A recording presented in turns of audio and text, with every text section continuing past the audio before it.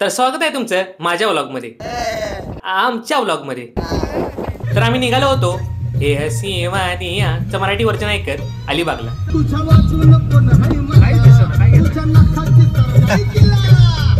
अलिबाग म्हणजे मुंबईकरांसाठी. आम्ही निघालो होतो एका बड्डेचं सेलिब्रेशन करायला आणि त्याच्या प्लॅनिंगची पूर्ण जबाबदारी ही माझी होती, कारण बड्डे ही पूर्णपणे माझाच होता. हो माझाच. हाच तो दिवस जो घडून गेल्यामुळं माझ्या घरच्यांना पश्चाताप आणि तुम्हाला व्लॉग एकत्र बघायला मिळतात.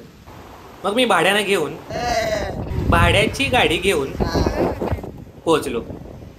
पोचता तिथं 3 पायांच्या खुर्चीवर असणाऱ्या 4 पायांनी माझं स्वागत केलं.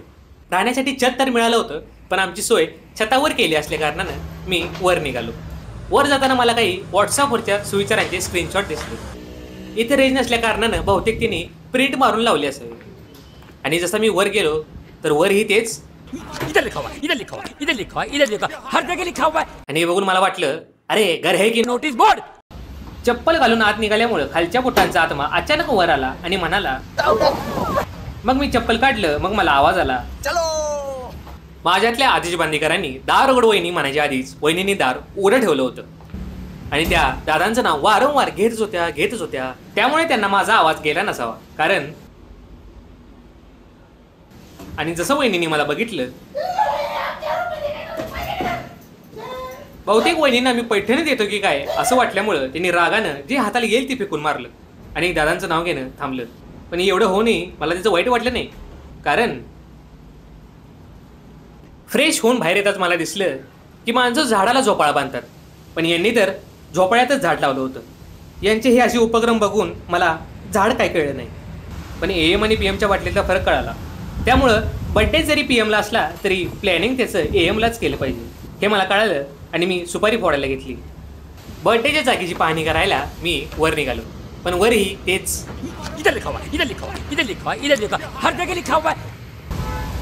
बड्डेसाठी मस्त स्वतःच्या बड्डेची प्लॅनिंग स्वतः करत असताना एक असा जोश येतो अंगात.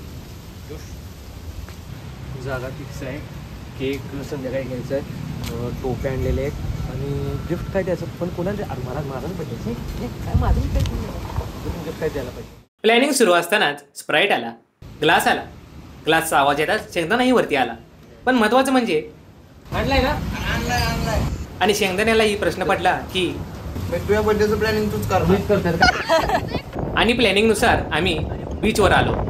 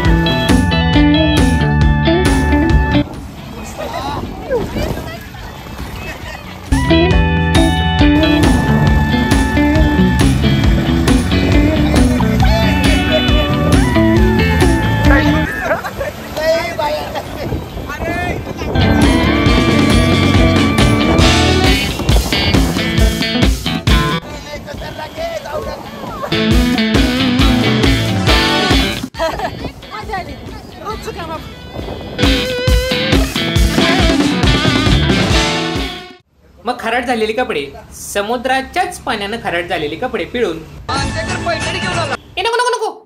मग एवढा सगळा व्यायाम केल्यानंतर रिकाम्या पोटाला गरज होती ती म्हणजे जेवणाची रे. पुढं बघ. मग रेटून लागलेली भूक घेऊन मी फुलरामध्ये शिरलो आणि तिथे रेटून लावलेले रेट बघून माझ्या शर्टावरच्या एका माणसानं त्याचे दोन्ही हात वर केले. त्याच्यासोबतच मीही माझे तिन्ही हात वर केले. इथं माशांचा मोकळा फिश टाइम बघून मला कळालं इथले सगळे मासे मेनू कार्ड मध्येच गेले होते. आणि हा इकडे वर वर खोटीला अडकवले. माझ्या बड्डेची पार्टी मिळणार या आशेवर बसलेली जनता मला बघवली नाही. आणि मग जशी उपवासाला सीताफळं तशी मी आणली माझ्या बड्डेला केळं. पूर्ण 1 डझन केळं मिळाल्यानं माझी जनता भान हरपून गेली होती. मग हरपलेलं भान घेऊन आम्ही पोहोचलो अलिबागच्या मेन बीचवर. हा मेन बीच होता कारण ह्याच्यावरती तिने नाव लिहून ठेवलं होतं. इथेही माणसं निवांत भान हरपून बसले होते. काही एल लागलेल्या गाडीत बसले होते तर काही एलवरच बसले होते. मुझसे प्यार करती है या नहीं करती है? अयो कसला भारी आरसा आहे. कितीला तिला दादा? अहो मी गॉगल विकतोय, आरसा नाही विकायचा, तू आरसा बघायचा आहे. असाच सगळा गाळ लाटांनी किनाऱ्यावर आणून सोडला होता आणि तो तसाच इकडे तिकडे फिरत होता. आम्हाला जायचं होतं या टोकापासून ते त्या किल्ल्याच्या टोकापर्यंत. मग म्हणलं उंटानेच जाऊ, पण नंतर विचार केला जर उंट अचानक मध्ये चिरका चालायला लागला तर मग बराच लागेल वेळ. त्यामुळे आम्ही 1-2-2.5 करत घोड्याने जायचं असं ठरवून घोडागाडी ठरवली. घोड्याने ओढायला सुरुवात केली आणि प्रवास सुरू झाला. आणि नंतर कळालं की घोडागाडी समुद्राच्या मधूनच जाणार आहे. आणि जसं पाणी घोड्याच्या पायाला लागायला लागलं तसे घोडे आम्हाला अजूनच जोरात ओढायला लागले. ओढायला लागलेले घोडे थांबले आणि आम्ही किल्ल्याच्या आत प्रवेश केला.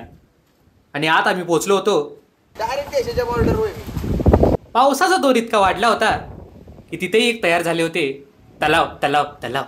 पैसा आणि वारा इतका बेफाम सुटला होता की या ट्रिपला मी हातच जोडला. धन्यवाद बस, आमची जिरली. आणि लगेच हिशोब करायला उडी मारताच मला समजलं नेमकं माझ्या हातात काय राहिले ह्याचा हिशोब लावताना मला कळालं की ठरवल्यापैकी एकच गोष्ट झाली नाही, ती म्हणजे माझा बड्डे. असं मला वाटत होतं पण